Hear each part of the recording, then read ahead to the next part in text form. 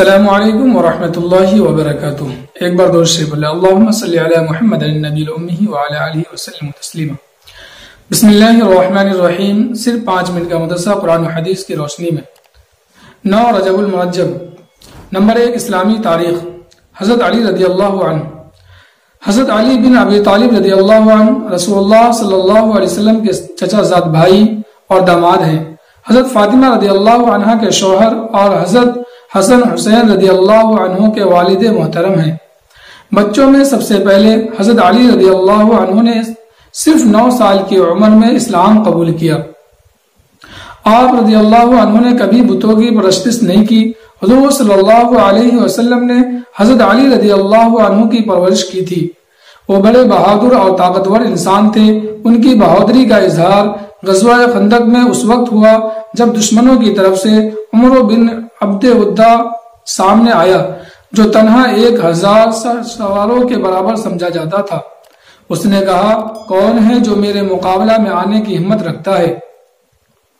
اس پر حضرت علی رضی اللہ عنہ آگے بڑھے اور مقابلہ کیا۔ اللہ نے حضرت علی رضی اللہ عنہ کو فتح دی۔ اسی طرح رسول اللہ صلی اللہ علیہ وسلم صحابہ کے ساتھ خیبر پہنچے اور تمام قلعے ایک ایک کر کے فتح ہو گئے، لیکن سب سے بڑا قموس نامی قلعہ فتح نہیں ہو رہا تھا۔ تو رسول اللہ صلی اللہ علیہ وسلم نے فرمایا، کل جھنڈا اس شخص کے ہاتھ میں ہوگا جس کو اللہ اور اس کا رسول پسند فرماتا ہے، اور اسی کے ہاتھ یہ قلعہ فتح ہوگا۔ اگلے دن رسول اللہ صلی اللہ علیہ وسلم نے حضرت علی رضی اللہ عنہ کو جھنڈا دیا۔ خیبر کے قلعے کا دروازہ اتنا بھاری تھا کہ 40 آدمی بھی اس کو اٹھا نہیں سکتے تھے، مگر حضرت علی رضی اللہ عنہ نے تنہا اس دروازے کو اکھاڑ لیا اور اللہ نے انہی کے ہاتھوں اس قلعے پر فتح عطا فرمائی۔ نمبر 2 اللہ کی قدرت۔ سورج گرہن اور چاند گرہن۔ اللہ تعالیٰ نے سورج اور چاند کو دنیا میں روشنی پھیلانے پر معمور کر رکھا ہے، جو اپنے وقت پر نکلتے اور ڈوبتے ہیں۔ اللہ تعالیٰ نے سورج کی روشنی کو گرم اور چاند کی روشنی کو ٹھنڈا بنایا۔ وہ کبھی کبھی سورج اور چاند میں اپنی نشانیاں دکھاتا ہے اور چمکتے ہوئے سورج کی روشنی کو بالکل مدھم کر دیتا ہے، جس کی وجہ سے یہ دنیا کچھ دیر کے لیے اندھیرے میں ڈوب جاتی ہے، جسے ہم سورج گرہن کہتے ہیں۔ اسی طرح کبھی کبھی چمکتے ہوئے چاند کی روشنی کو بھی چھین لیتا ہے، جسے ہم چاند گرہن کہتے ہیں۔ یہ اللہ تعالیٰ کی قدرت کی نشانی ہے۔ نمبر 3 ایک فرض کے بارے میں۔ 5 نمازیں ادا کرنے پر بشارت۔ رسول اللہ صلی اللہ علیہ وسلم نے فرمایا کہ اللہ تعالیٰ فرماتا ہے، میں نے آپ کی امت پر 5 نمازیں فرض کی ہیں، اور اس بات کا عہد کر لیا ہے کہ جو شخص ان 5 نمازوں کو وقت پر پابندی سے ادا کرے گا تو میں اس کو جنت میں داخل کروں گا، اور جو اسے پابندی سے ادا نہیں کرے گا تو اس کے لیے میرے پاس کوئی حد نہیں ہے۔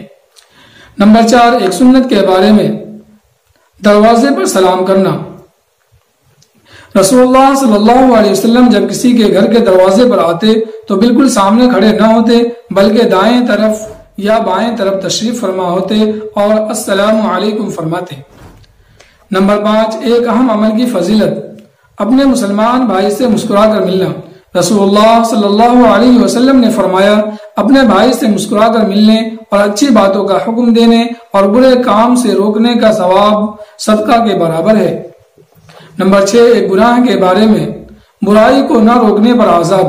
رسول اللہ صلی اللہ علیہ وسلم نے فرمایا، جب لوگوں کا یہ حال ہو جائے کہ وہ شریعت کے خلاف کام ہوتے ہوئے دیکھے اور اس کی اصلاح کے لیے کچھ نہ کرے تو خطرہ ہے کہ اللہ کی طرف سے ان سب ہی پر عذاب آ جائے۔ نمبر 7 دنیا کے بارے میں۔ دنیا کی مثال۔